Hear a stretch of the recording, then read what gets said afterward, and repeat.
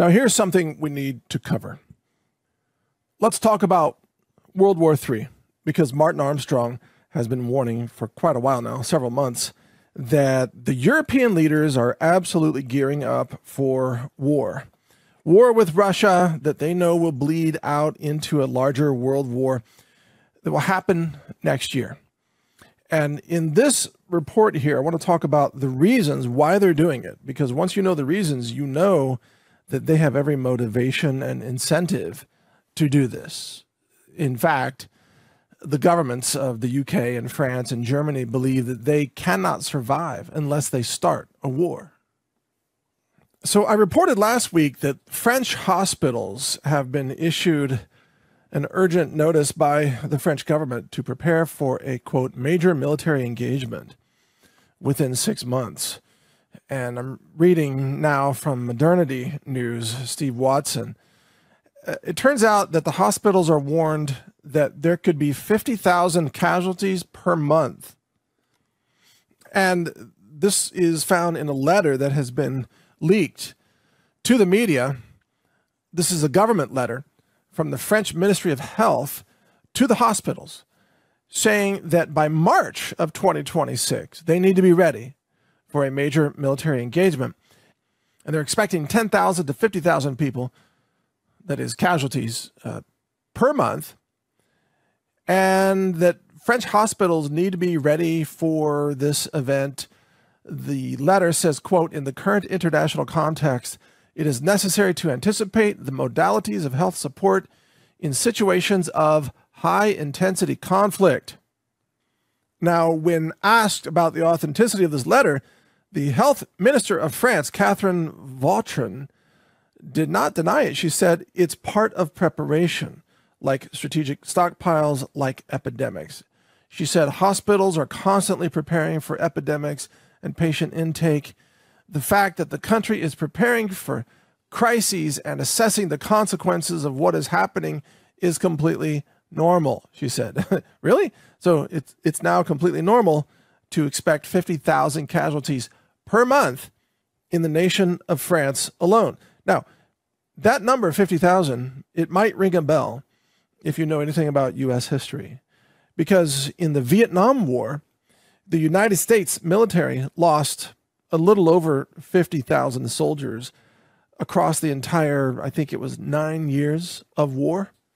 So 50,000, I think at the high end, it was 55,000 casualties of military personnel, something very close to that, across 9 years of war in Vietnam, a war that devastated the United States of America psychologically, created wounded vets, created division culturally, protests, and I think Kent State was part of that, and opposition to the war, and so much corruption in government to keep fighting the war, and of course spraying Agent Orange all over civilian populations and just ecological destruction. Yeah, that was all justified by going to war in Vietnam.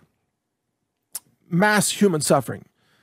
The U.S. did to parts of Vietnam kind of what Israel is doing to Gaza right now.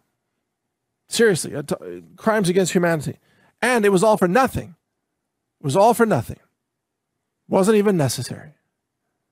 Well, now France is estimating that they could have Vietnam War level casualties every month. Every month. And, that's 600,000 casualties in a year. Now, I'm not sure that the French government even has that many active duty military members. Let's look that one up. So according to AI, it looks like France has about 270,000 active duty personnel, or there are some figures that estimate up to 300,000. So that's it. So in other words, at 50,000 casualties a month, the entire French military is wiped out in 6 months. And it should be noted that the nation of Ukraine has reportedly sustained 1.7 million casualties, dead and missing. Some abandoned their posts, but Ukraine has faced significant casualties. In some months, they have suffered 50,000. But France is now stating that they are expecting this. Why would they expect that? The answer is because they plan to start World War III with Russia. France and the UK and Germany in particular, those three countries absolutely want World War III to get underway. And I think that, and I'll tell you why also, but I think that the realization of this is one of the reasons why gold and silver continue to absolutely skyrocket.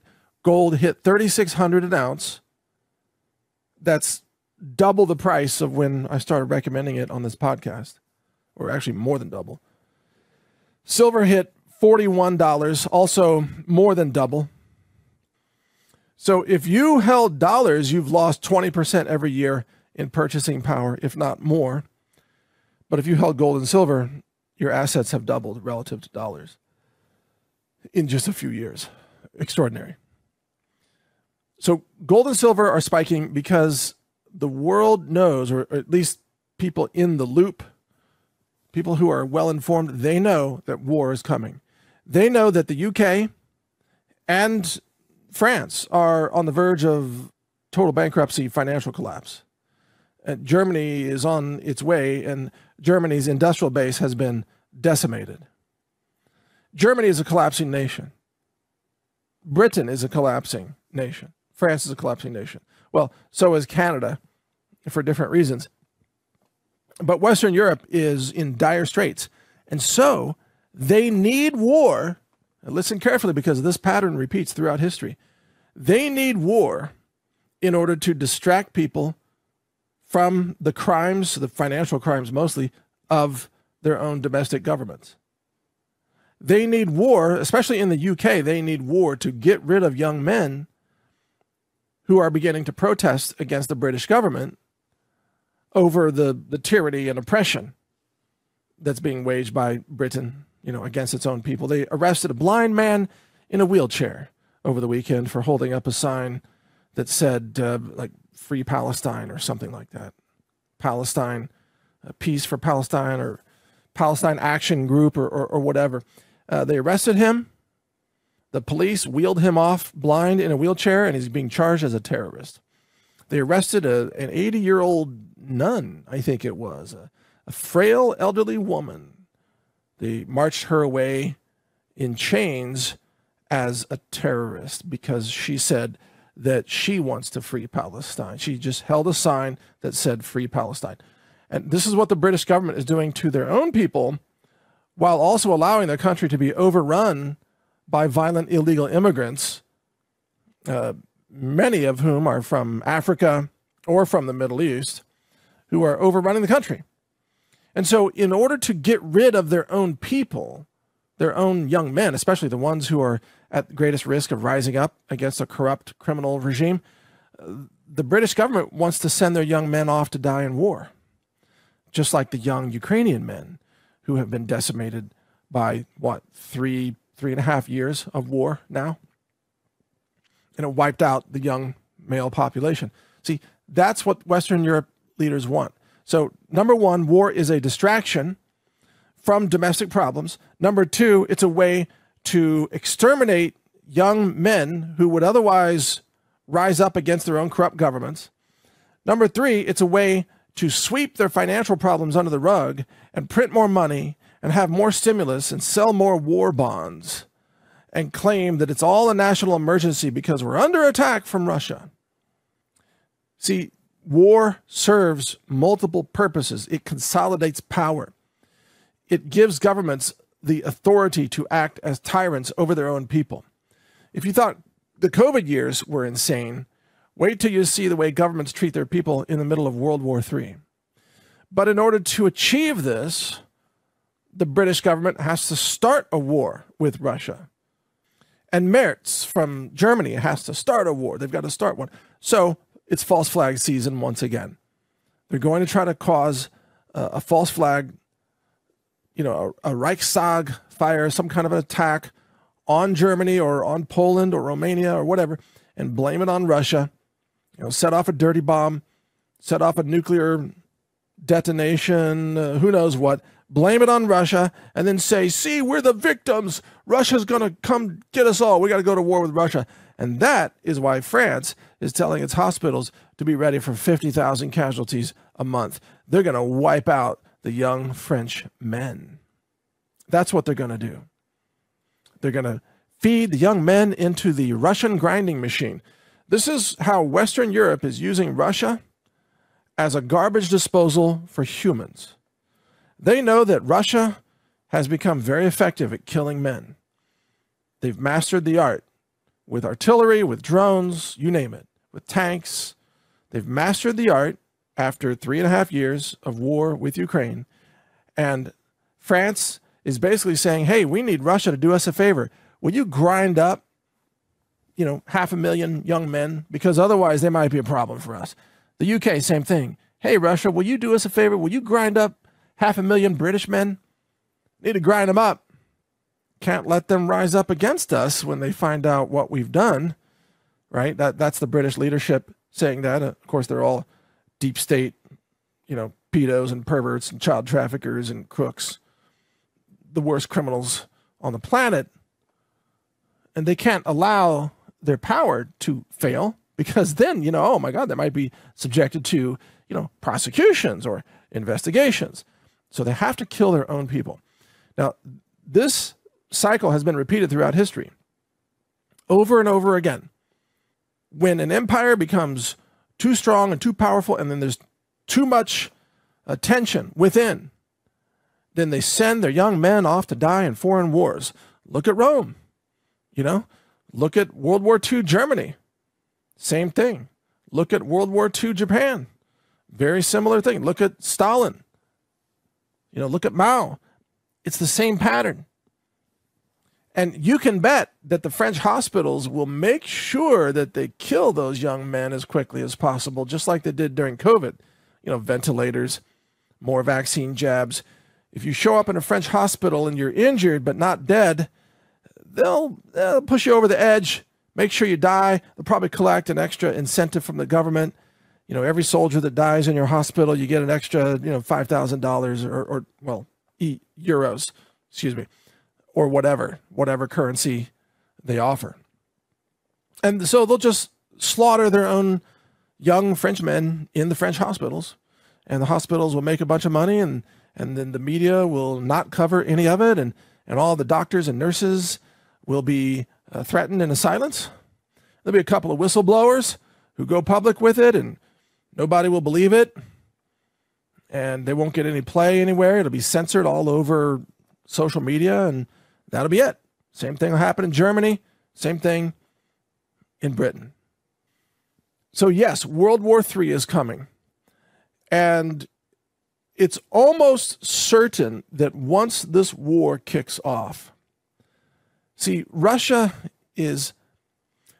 I believe that Russia is not looking for World War III. They're not trying to provoke it. They're not trying to conquer Western Europe. And they certainly don't want to nuke Western Europe. Oh, I forgot. There's a lawmaker in Germany that's asking for control over the UK's nuclear weapons, just in case they might have to nuke Russia. Yeah, that's just what we need, a bunch of Nazis with nukes. Yeah, that sounds like a great idea, huh? Nazis with nukes, what could go wrong? Well, Russia won't let that happen. If necessary, Russia will nuke Germany into rubble, but I don't think they're looking to do that. I think it would be a last-ditch defensive effort. But there's a point where domestically the Russian people are going to scream at their own leaders, Putin and others, finish the job. Why did Russia let Germany live after World War II, given how evil Germany was? The evil that was supported by its own people and its own lawmakers. And I'm not saying that all the people of Germany are bad people, because citizens everywhere mostly are good people. There are good people all over the world, in every country, even in China, in Germany, in Russia, in Israel, in North Korea, for God's sake. There are good people everywhere, but there's something about those who rise to power in Germany throughout history that truly presents a danger to the rest of the world. And there will be domestic pressure inside Russia to finish the job and to not allow Germany to survive as a sovereign nation. And today, Russia has the means to carry that out, to obliterate Germany, not just with precision strikes, but to turn its cities into rubble. Kind of like what the Allied bombers did in World War II in Dresden, but this time with Oreshniks or thermobaric weapons or, God forbid, nuclear weapons.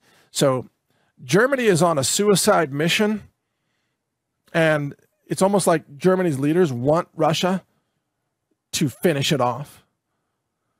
And France is on a suicide mission. The UK is on a suicide mission as well. And Russia may be forced into a position where they have to actually launch whatever, I don't know if it's ICBMs or medium range or Iskanders. I don't know the range on all these missiles, but Russia is not going to be fooled again. They're not going to fall for the Minsk Accords Part 3. They're not going to be talked into a ceasefire so the West can retrain and regather and renew an attack on Russia. No, this time, everybody's playing for keeps. And if Russia is provoked into World War III, which is exactly the plan of Keir Stalin in the UK, and Macron and Merz, that's the plan. If Russia is provoked into World War III, I don't think Western Europe survives. At least those three countries, I don't think they survive. Now, in the greater United Kingdom, obviously I think Scotland and Ireland and so on, they're going to be fine. That's not who Russia's targeting. Russia's targeting London, the British leadership, MI6, Keir Starmer, etc. Similar thing with France. They're targeting the leadership of France and Paris and military bases and Berlin in the case of Germany. But there are going to be plenty of other countries that are not destroyed. They're not going after Austria or Poland, I don't think, or Romania or Portugal or the Nordic states, the Baltic states.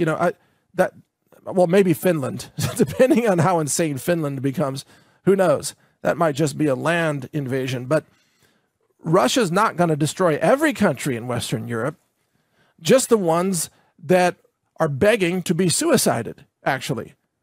And the big three are Britain, France, and Germany. And I know sometimes I use Britain and the UK interchangeably. I apologize to our fellow British citizens. I'm an American. You got to give me a little bit of leeway on that. But I do know that Britain is not the UK. But sometimes I use them synonymously. Apologies. Or even the subtle difference between Britain and Great Britain. I get lectured by British people. And, hey, we love you all. We love all the citizens in every country all over the world. But your governments are completely insane, and they're begging to be suicided. It's not going to be Great Britain. It's going to be Rubble Britain. Like rubble as in Barney Rubble.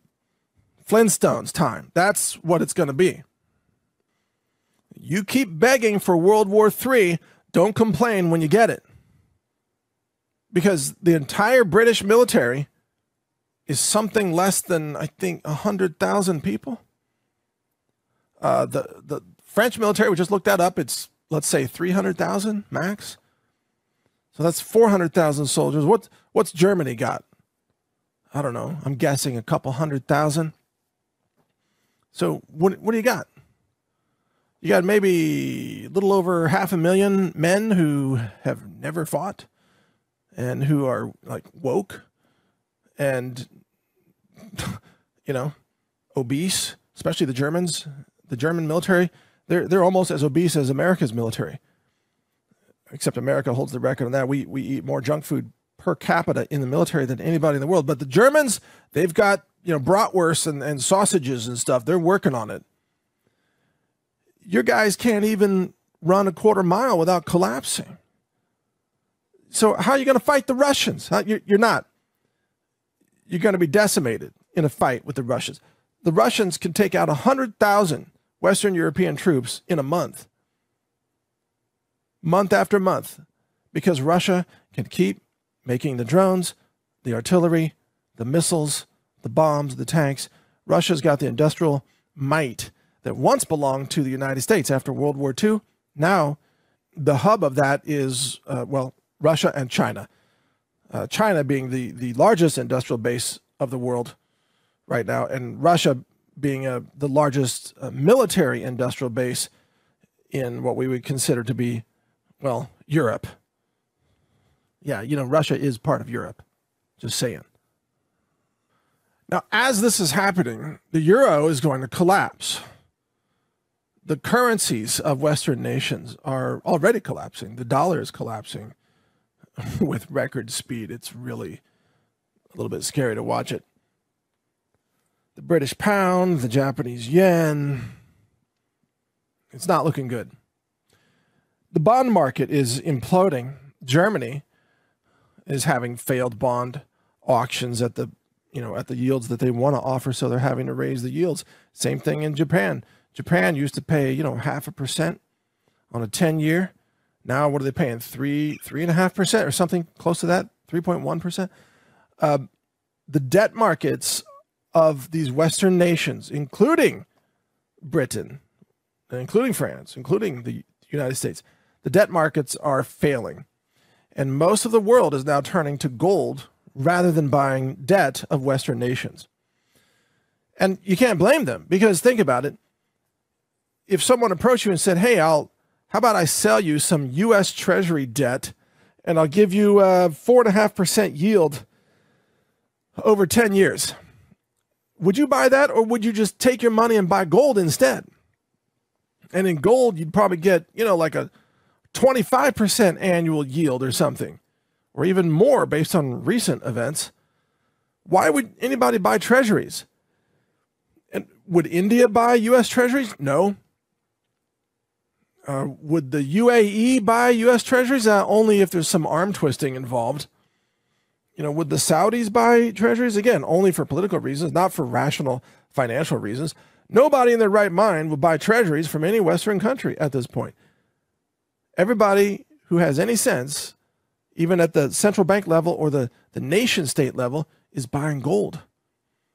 And that's why you and I should be buying gold, because that's the thing that makes sense. That's what's going to be here when the debt markets collapse. But remember, Western Europe needs war with Russia to cover up the debt collapse. They need an excuse.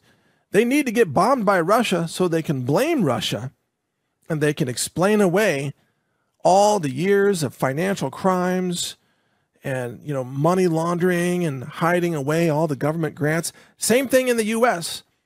The Trump administration inherited a mountain of financial fraud that goes back for generations. And that mountain of financial fraud, that needs to be buried somewhere, out in a bog somewhere that nobody can find it, where the bodies won't float to the surface. They need to bury that deep. And how do you do that? You start a war. You get nuked. How do they bury the financial crimes of the 1990s? Oh, they stacked all the records in Building 7. And then they, of course, used controlled demolition to bring down Building 7 in 2001. And then, all the records of all the opium trade and the human trafficking and weapons trafficking.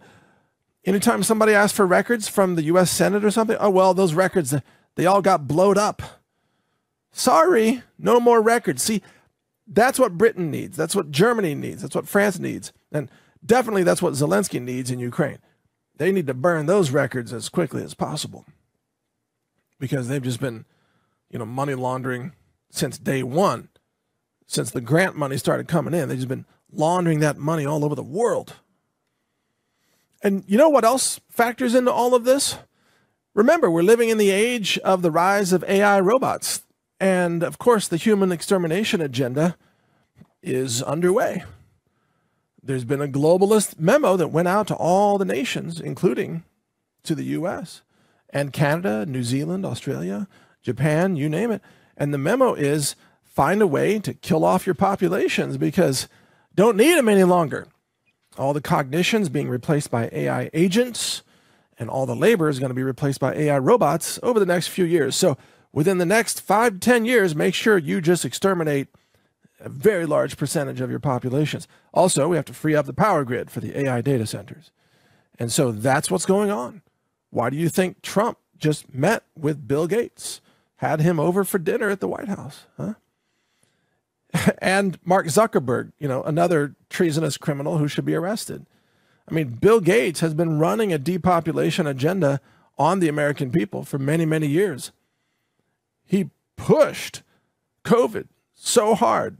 He is complicit in the mass COVID slaughter of at least 1.5 million Americans, which dwarfs the number of casualties of the Vietnam War. That's right. And Trump rolls out the red carpet for him. Why? Because Trump is doing business with the technocracy elite that are going to run the extermination agenda. That's why. Trump is on board with the extermination agenda. He doesn't need the people, or many of them, in order to fulfill his mission of keeping America strong. Because he knows that this is the shift from the era of humans to the era of machines. Why do you think Trump continues to triple down on Operation Warp Speed? Greatest achievement ever. Why? Rapid depopulation. Exterminated at least 1.5 million Americans. Huge success, you see, from that point of view. What do you think they're going to do next? Something even bigger. The NATO chief, Mark Rutte, or Rutte, I don't know, Rutter. He's warned that the world is on the brink of World War III. And he's warning that Russia is going to attack NATO. And he says that we have to redirect pensions, health, and Social Security to military spending. Yeah, you see what I mean? Oh, sorry, we can't pay your pensions anymore all across the EU. We can't run a healthcare system anymore. Too bad for your Social Security. Yeah, we got to fund the weapons manufacturers that are actually building the weapons that will be used to exterminate, their own citizens, of course. So this is how it's going to work. They're going to take the money away from you. They're going to take away your power. They're going to take away your water supply. They're going to, of course, continue to push food scarcity. They're going to take away your health care, your pensions, your Social Security, other benefits. I think in Germany, they get like 97 weeks of paid vacation every year. You're going to take that away. And I know that's more weeks than there are in a year. That's how amazing the vacation is in Germany. If you show up for work in Germany, you actually get beaten. And they send you home for 2 more years to make up for the day that you tried to work. I'm pretty sure that's how that system works. But Mark Rutte is saying that NATO is going to be assaulted, so we have to now assume that war is coming and redirect all the money away from the entitlements that they promised their own citizens. And how do they deal with that? How do they deal with the revolts and the protests and the uprisings? It's simple. Mass extermination. Yeah, now you're getting it. Now you're getting it. Whatever question I ask you, the answer is mass extermination. Okay? How are they going to deal with the pension problem? Boom, mass extermination. Oh. How are they going to deal with housing prices being too high? Oh, mass extermination. Yeah, you see what I mean? How are they going to prevent protests in the streets? Mass extermination. It's the answer to everything they're doing. And if you see them doing something and you're like, that doesn't make any sense, it's only because you haven't yet said mass extermination. Once you say that, you're like, oh, now it makes sense. Yeah, that's exactly what they're doing. Why are they continuing to shut down the coal-fired power plants and nuclear power plants all over Europe, including in France? Why? Mass extermination. They don't need the power for the humans anymore. It's mass extermination. It's very simple. And again, why do they want to go to war with Russia? Because they need blank mass extermination. You see? Now it all makes sense. Literally everything they do makes sense when you understand it from that frame. We are living through the next phase of human depopulation. And once you understand this, you got to look back at, let's say, World War I, mass extermination. Spanish flu outbreak. How is that possible? When there was no flu. There is no flu. The germ theory is a fraud, but they lined up all the soldiers to be injected with bioweapons, and then huge numbers of them died, like millions, right? Oh, yeah, mass extermination. And whatever they couldn't get with the injections and, the bioweapons exposure, well, they got them with starvation. They got them with genocide. They exterminated the Armenians. They of course, had military deaths, bombs and machine guns and, chemical weapons and mustard gas weapons, which they now use derivatives of that as chemotherapy. Also all about mass extermination. So World War I resulted in something like 35 plus million casualties.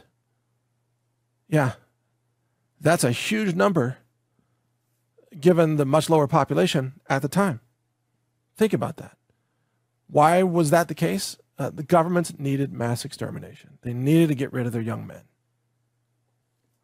And then, a generation later, they did it again. World War II. Killed off, 50 to 60 million people in World War II, including at least 20 million Russians, or Soviets at the time. In fact, the civilian death toll of World War II exceeded the military death toll. Did you know that? There were huge losses in China, losses in Japan, and of course Germany, civilian deaths, including the bombing of Dresden. And of course, this also encompasses the bombing of Hiroshima and Nagasaki with the atomic bombs that the U.S. dropped on civilian populations. Why? Mass extermination. You got it. You're starting to catch on. It's always the answer to your conundrum questions. You're wondering, why would they do that? Why would they increase the vaccination schedule to 75 vaccines for children? Mass extermination. You got it. You got it. Why would they put young students on psychiatric drugs that cause school shootings? Oh, yeah, mass extermination. Okay. Why would they push transgenderism onto children to mutilate their reproductive organs? Oh, yeah. You got it, mass extermination. It's always the answer.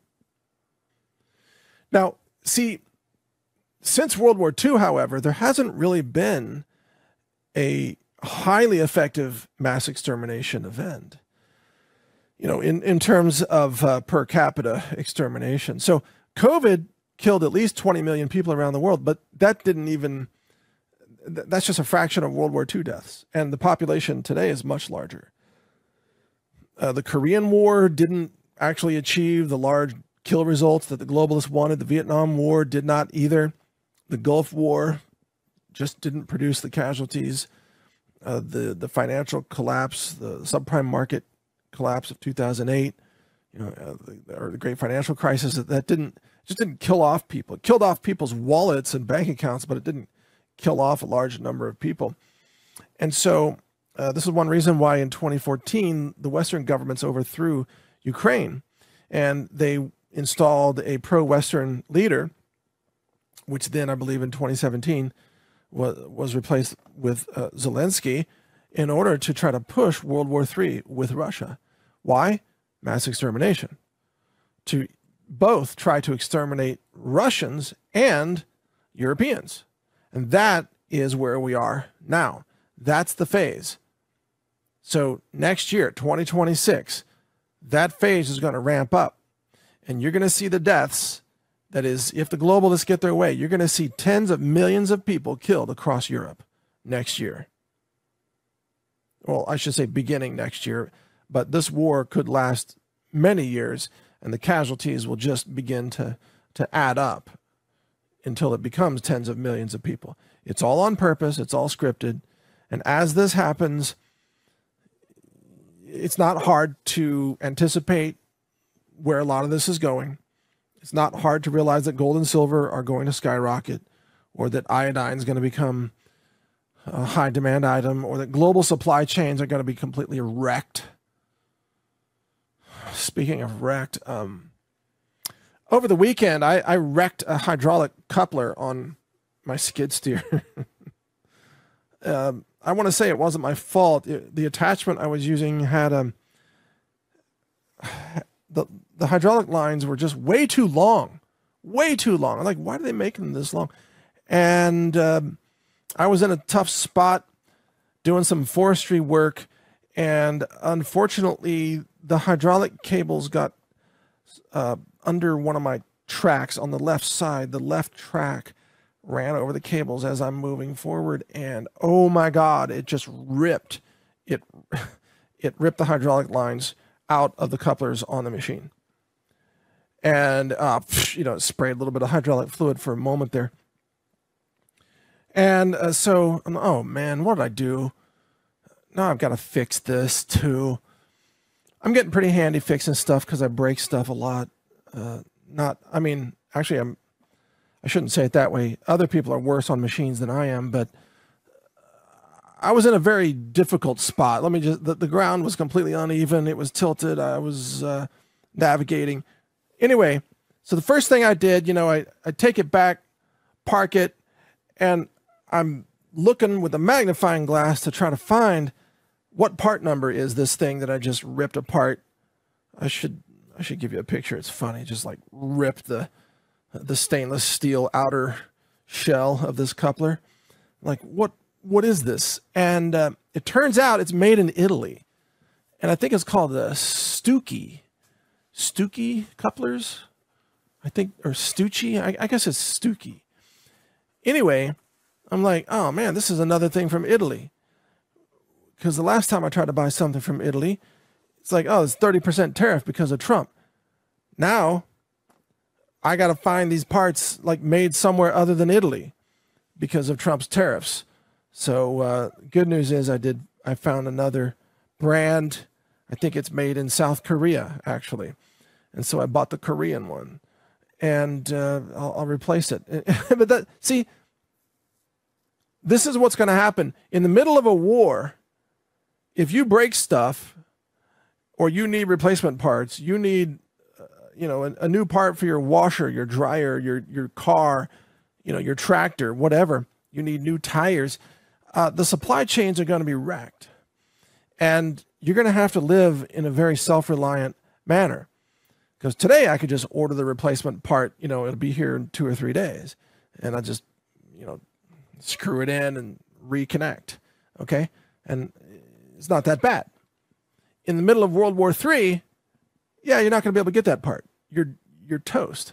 You either stock up on all the extra parts that you think you might need, which is hard to anticipate because you don't know what you're going to break, or you just end up having to go without, all your machines. Sooner or later, something breaks down. That's what it's going to be like living in World War III. Some of you may have parents or grandparents who lived in World War II. My grandparents lived through World War II. And like my grandmother was born in 1917, I believe, and she lived to be 104. God bless her. What an extraordinary woman. She was an incredible writer, too. That's where I got my writing skills. But anyway, she told me stories about what it was like living through World War II. From the food lines, you had like, I think you had butter stamps from the government. It was like you had a certain allotment of butter and you would stand in the butter line. And then there were bread lines, of course, that was Great Depression time also. But in World War II, there were strict limits on sugar and butter and things like that. And I remember my grandpa telling me that if you had a bicycle tire and then it got a hole in it, you couldn't patch it, it was too big, you didn't throw that tire, the inner tube, you didn't throw the inner tube away. You take the inner tube out or the tire and you cut it up and you re-sole your shoes with it. You make a new sole for your sandals with the rubber. You don't waste good rubber when you're living in a war, you see. Same thing with food. You don't throw food away. You don't waste food. You know what your mom would do to you in 1942 if you left like 5 green beans and some mashed potatoes on your plate? Yeah, your mom would slap that silly grin right off your face. You eat those beans and potatoes, boy, right? I mean, that's the way it was in the 1940s. You don't waste food because you're lucky to have 5 green beans and a spoon of mashed potatoes. You know what I'm saying? Today, nobody's got that mindset. Nobody's really mentally prepared for what's coming. Nobody knows what it's like, or few people know what it's like to live in real hardship. But those are the days that are coming. And if you want to avoid that, own gold and silver and maybe some privacy crypto. Have land, have assets that count, ammo, etc.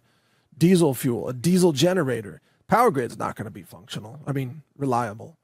It'll work maybe most of the time, but outages will be very common because even the power grid operators will be short on parts that they need to generate and distribute electricity. So become self-reliant as much as you can. Stock up on gold and silver.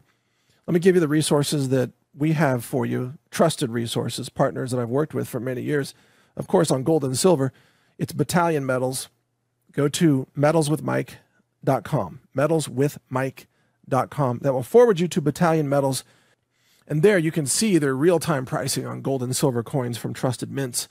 Very competitive, trusted, discreet delivery. Get it into your hands or get it into a trusted vault, but don't put it in your bank. Don't put it in a safe deposit box. In my view, safe deposit boxes are not safe because they're regulated by the government, because the bank is regulated. They can confiscate it at any time. So if you have gold and silver in a vault, put it in a private vault that's insured privately. Secondly, of course, at our store, healthrangerstore.com, you can stock up on storable food, iodine, high-quality American-made tools, hatchets, knives, machetes, working tools with Magna Cut steel made in Arizona with Dawson. Check all that out at healthrangerstore.com. Our sponsor, the Satellite Phone Store, offers the solar generators, satellite phones, the dark bags, which are Faraday bags, and much more. You can find them at beready123.com. And then we list all our other partners, our affiliate partners, such as the firearms providers, ballistic vest providers, de-Googled phones, etc. at rangerdeals.com. So go to rangerdeals.com and you can see the discount code there, Ranger, which will save you some money with our recommended partners. And some of those are affiliate deals. Some of them are just donation deals. We've got Goldbacks. You can find those there and many other providers. So those are some of the solutions that we can offer you. Plus, in terms of what's free, don't forget to check out all my free books like, Resilient Prepping. That's at resilientprepping.com. You can use our free AI tool, Enoch. It's at brighteon.ai. It knows everything about prepping and survival. Off-grid living, off-grid medicine, growing your own food, preserving food, extracting your own herbal medicines, etc. It knows all that stuff. And it's free, so take advantage of that. It's always free. And even though we spent millions of dollars building it, we pay it forward, give it to you for free. And then use our social media at brighteon.social. And then brighteon.io is the same thing, but decentralized, blockchain-driven, where it can't be censored because there are no central servers, period. So check out all that. And, of course, you can follow me on brighteon.com, or you can read my articles at naturalnews.com. I haven't published a lot lately because I'm working so hard on the AI project. We are vastly expanding our AI project in ways that will blow your mind in the next few months. Yeah, very cool stuff. So check it all out. Be ready. Be ready for World War III. 2026 through 2030 is probably World War III all the way through.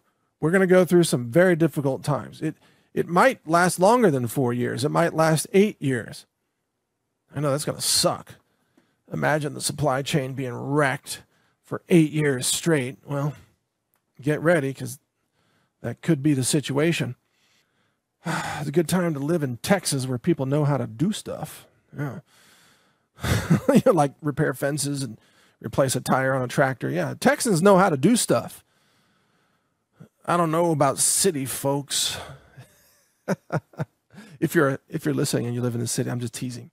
City folks know how to do other things, like how to hail a Waymo. All right, I'm kidding. Okay, thanks for listening. Mike Adams here. Stay positive. We can make it through this together, but be realistic about what's coming. We're living on a planet run by suicide cultists and Satanists and pedos and traffickers. We're just going to have to do our best to survive this and navigate this together. Help each other. Don't lose your morality. Continue to be pro-human. Continue to have compassion. Operate with ethics and morality in your own life and the way that you treat people around you, and help end human suffering and speak out against injustice. If we do these things, then we've served our purpose in life no matter what happens around us. We can't stop World War III, but we can control how we behave during World War III. So focus on the things that we can control, which is your own behavior, your own preparedness, your own nutrition, your own health, your own exercise, your own plan, etc. Focus on that, and I think you'll be just fine. Thanks for listening. Mike Adams here, the Health Ranger. Take care.